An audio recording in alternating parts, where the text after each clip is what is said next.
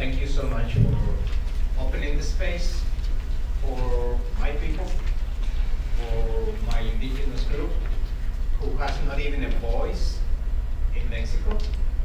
But I'm glad it opened into an international forum. And I do, let's see, people ask, the first question that people ask me, are you a Lamanite? Well, I'm a transitional Lamanite, whatever that means.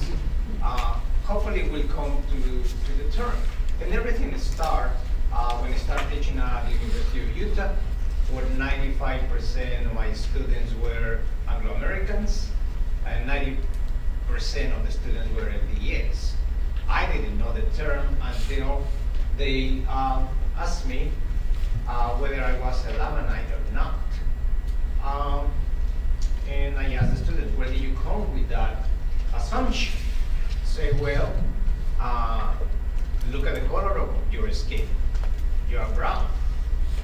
But I thought I was brown because the sun kissed me. Because it was a blessing. And in fact, I know, Farina, you don't want me to talk that much, but you invite me, so you pay the consequences. So even my second name, Solórzano, it means citizen of the sun, which again immediately connect me to the indigenous population.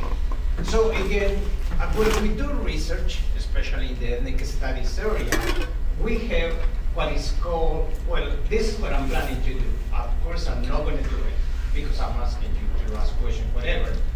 The issue of reflexivity and positionality, we need, again, to inform where our work is coming from. Why do I choose the theoretical paradigms? Why do I arrive to those conclusions?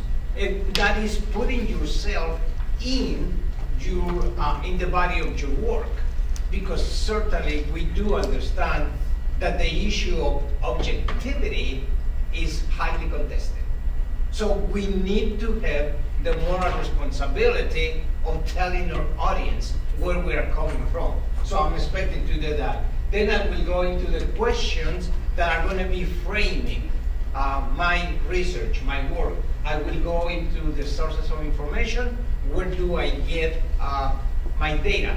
And what does it mean? Because when we talk about Latinas, we do talk a very complex, dynamic, multifaceted group that is represented by 22 different nationalities.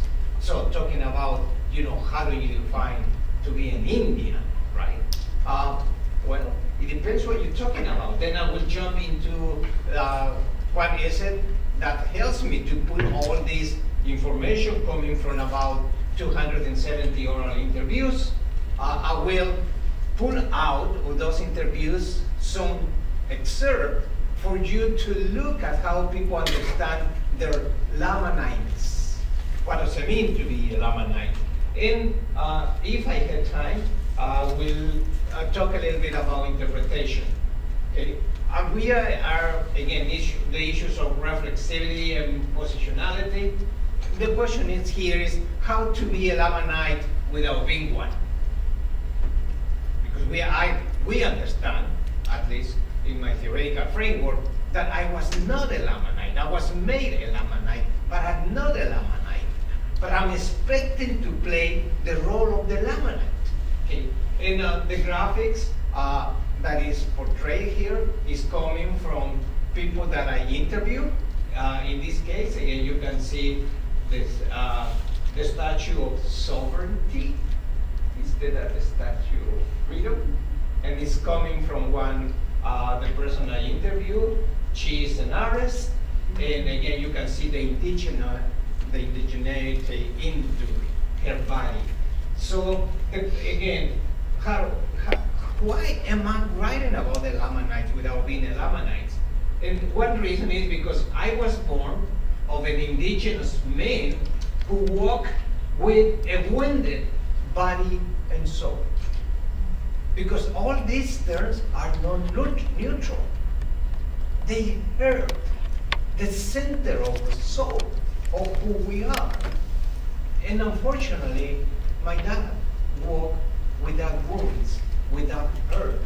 I'm also doing this because my Mexican French mother told me that to be an Indian is not a sin. And I'm doing it also because the greatest value in life is life, harmony, and freedom. This is again what is going to be informing what I'm looking for. I'm not doing teaching for the sake of teaching. I'm not here for the sake of increasing my CV with one line. Because I want you to walk with us in this sense of full expression of who you are, regardless of your basis. I'm here also because my Italian-American wife told me that I'm a great storyteller, like the Indians and the Jewish. There's no differences, right? But you need to tell your story. You need to be rehumanized. You need to be inserted in the cycle of life, in the cycle of harmony. And I'm doing also this because I assimilated into white academia, which I never believed it, but I have access to institutions of power. It's like, again, in my community, my indigenous people say, in your body, you carry both. The colonizer and the colonized. What are you going to do with it? So my body is not a contradiction. It's the synthesis of a universal process of harmony, of coming together. Because at the end of the day, all of us are just one. And I'm doing this because I'm interested in the liberation and sovereignty of the people, and because words matter. In my indigenous group, your life depends on how many words the Great Spirit gave you. When you run out of words, your life is done. So Farina is right. She counts the minutes and how many words I said, because I believe she's figured out how much life I have left. Words matters in the Jewish and in the indigenous tradition, because the words are the expression of the Spirit. Is what we use to build or to destruct. And that's what we measure our words, because again, it's the Spirit that burns into me and goes and recreate this society. We are the words of the Spirit, and this is not Jew. This is not new. I think the Jew is copied from us. And at the beginning was the Word. Remember that? And the Word and the Spirit was floating on the sea. I was not expecting to say this, but it sounds good, huh? Finally, I'm doing this because none of us are free until all of us are free. I don't care if you call me Lamanite, if that helps my liberation. I don't care, right? And that's what I said. Well, if you are a French Mexican, if you are a Latino, if you are indigenous, I am whatever you want.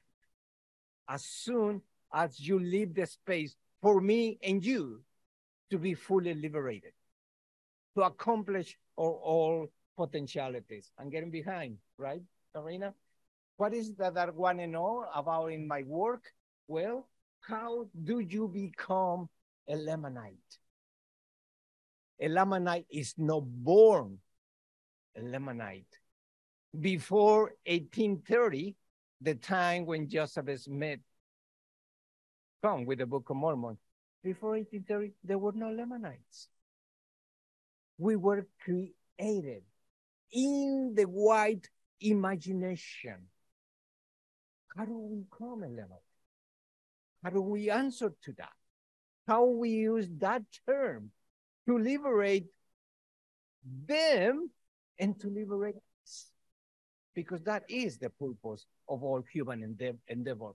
So the next question is how LDS and non-LDS Latinx understand the concept of Lamanites. See, yes, LDS and non-LDS Latinos, because even if the word was coming from the LDS, the non-LDS, and that means Catholic, whatever you want to put there, we suffer the consequences of it. Because in our society, even if we don't share the belief, we are perceived as Lamanites. And they see you brown skin, and they say it's because God gave you that skin because it cursed you. What do we do with that? How we manage into our communities? The next question is, does being a Lamanite is essential to your Mormon identity? Can you be a Mormon, an LDS, without being a Lamanite? Can you? And if not, what do you do? What do you carry? What burden? What do you do with the burden of being a Lamanite? Or a blessing regarding, right? How Mormon LDS Latinos converts the term, the concept of Lamanite. How do they translate it? How they transcend it? Well, they use it for different purposes. No, well, I'm a Lamanite, but I'm the people of the covenant. All the hope and expectations of the world are put in me. Because after all, I know who you are. I know where you are coming from. I know that you are not an immigrant. I know that I didn't cross the ocean. I know that you are invited to the continent of the light. Welcome. Please stay with us. We need you. And that's what, again, what do we do, what is imposed on us? I'm afraid I'm going to stay only on the question without you hearing the answers. How Latinos born in the faith and introduce the same concept. Because the way Latinos who are born into the LDS families understand the concept very different from those Latinos who are converts. And I will try to make the difference. How Latinos deal with the complexity and challenge the term brings into their families and communities. And I can give you just very fast an example of an Argentinian family that interviewed and asked for the term of Lamanites. It was both. It was a blessing and it was a complex situation because two of the daughters were classified as Lamanites, but the son was classified as the descendant of Levi. What do you do inside your family? You need to have faith. And that's what I learned from the LDS people, from the Latinos LDS people. There is something that you deal with, that you bring into life and struggle with it. Is the concept of Lamanite an instrument for liberation and sovereignty? How we are going to redefine it? And finally, how Latino Mormons reconceptualize the term in ways that bring about a spiritual decolonization, right? You need to take in different categories, but you need to know how to read the people in the statement. Hopefully we'll come to that point. I'm afraid that Karin is going to show me the last 2 minutes. So where is this coming from? Pretty quick, again, I'm not going to go, just mainly tell you, I'm dealing with 265 oral interviews that were collected at 3 different periods of time. The first one was from Latinx who came to Utah and the oldest one is 1899. Okay. So this set of interviews are tracking interreligious coming together. Very different ways of understanding the Lamanites because the concept was not mentioned today. For what reasons? because Latinx and and Mormon people were building the state of Utah. So they cannot go against each other. And so the second oral interviews was in 1980, second generation, and the last set of interviews that it was collected in 2000. And I had the fortune to do these interviews, and certainly the majority of my questions were related to the concept of Lamanites for LDS, non-LDS, converts, and what do they do with the term? In other words, how they live their Lamaniteness. Because it's embedded in your flesh and in your bones, right? It becomes you. So given those sources of information, again, just for us, I create this kind of diagram to tell you how I'm going to go about it.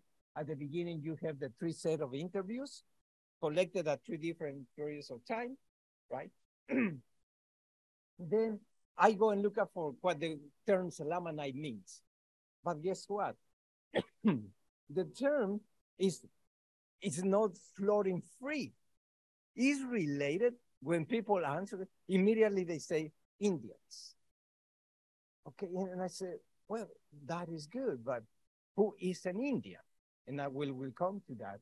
Then the second relationship that they do that is the issue of connections with the LDS community, right? So when we have all this situation, what I'm going to do is, again, look at what the term Indian means for different people, right? From different Latinos, starting, I don't, what is the first word? On my chart, I'm sorry, I cannot see. Mexican. When you talk about what is an Indian for a Mexican, is again, the whole issue is called mestizo, right? We were made Indians because of the colonizer abuse of women. So again, as the Mexican said, I am the product of a sexual violation. How sad, huh? But I need to really reconstruct myself. And I said, I'm not Hispanic. I'm mestizo. I'm an Indian. And that's what is going to identify me. So again, you see, the Indians here is the combination of 2 cultures, 2 European, 2 different historical projects.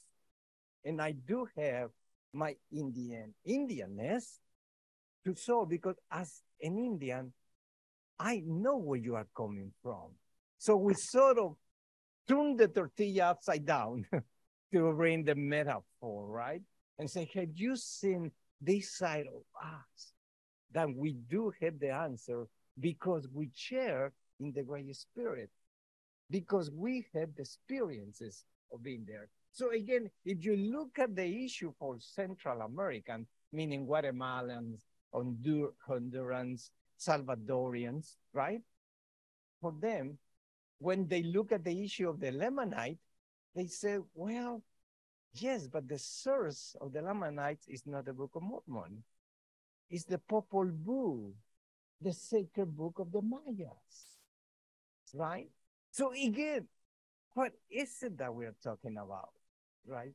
Who construct who? When we talk about South Americans, again, it depends which country. Again, like Argentinians say, no, I have nothing to do with the Indians, right? All my population came after World War II, right? After they were, some of the people, the Italians, the French were running away. So again, you can see, so the first issue, when you raise the question, who is a Lamanite, immediately for us, and if you say Lamanite is related to Indians, the first question is, who is an Indian? And you don't find similar answers here. So what we're dealing here is that instead of reaffirming the Lamanite, people use the term to reaffirm their Indianness, right? And oh my God.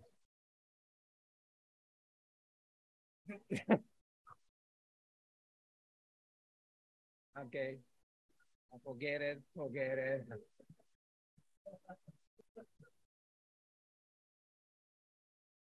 Listen, just let me sum up again. Just as there were not American Indians in 1492, right? Because there was not America, right? Just as there were not American Indian, because the American Indian is an invention. It's a creation in the imagination of the white people, of the European people. So they create us according to what they think of us without even being in contact with us. So they create us. So we are an invention of their minds, but we are not what they think they are. So as there were not American Indians in 1492, when that gentleman, Christopher Columbus, got a geographical mistake, and he didn't discover America, but we discovered the Europeans. So if there was not American Indians in 1492, there were not Lamanites in 1930. Because we were people. We were humans. All the color of the skin was a blessing to protect us and with the environment. That's why, again, I'm brown, because the sun kissed me, Father's son. And it's a blessing to walk with this skin from the Great Spirit. And I'm proud that every morning my skin greet Father, Son, and Mother Earth. Right? So it's a different invention. They were not Lamanites. It's a social creation for certain people. So again, I will not go into that. I get excited, but thanks God we have Farina that put me in my place. So Lamanites and the Indians, let me see here. This is a citation. Lamanites are the true Americans.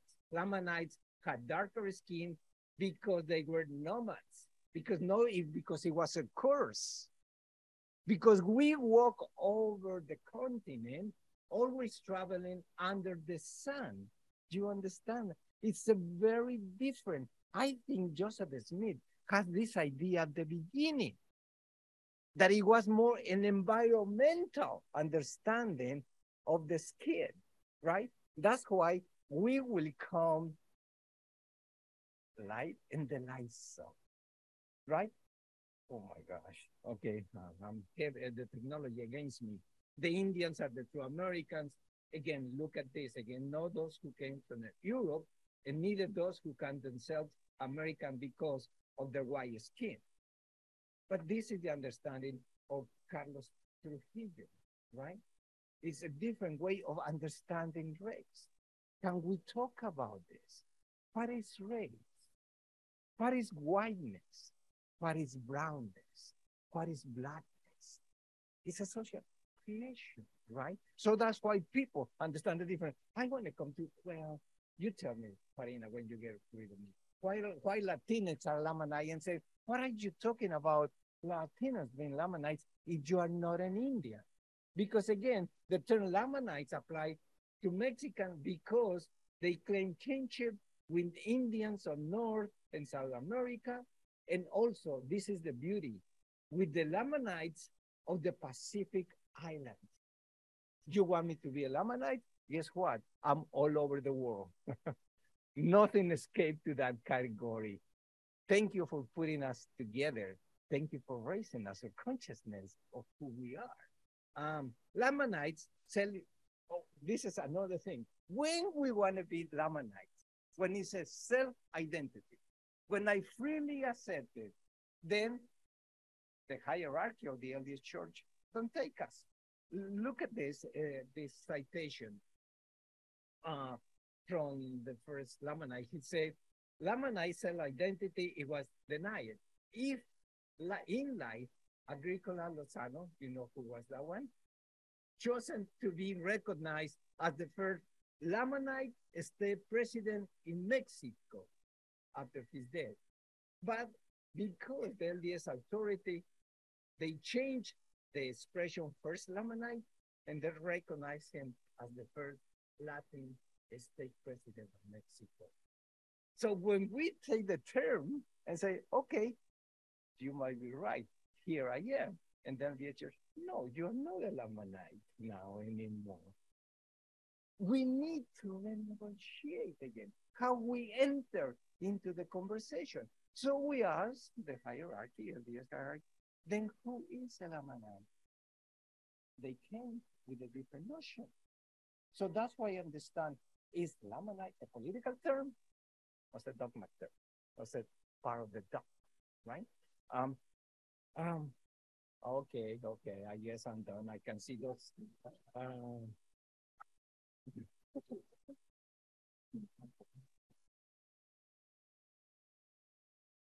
Yeah, I know. Okay, whatever.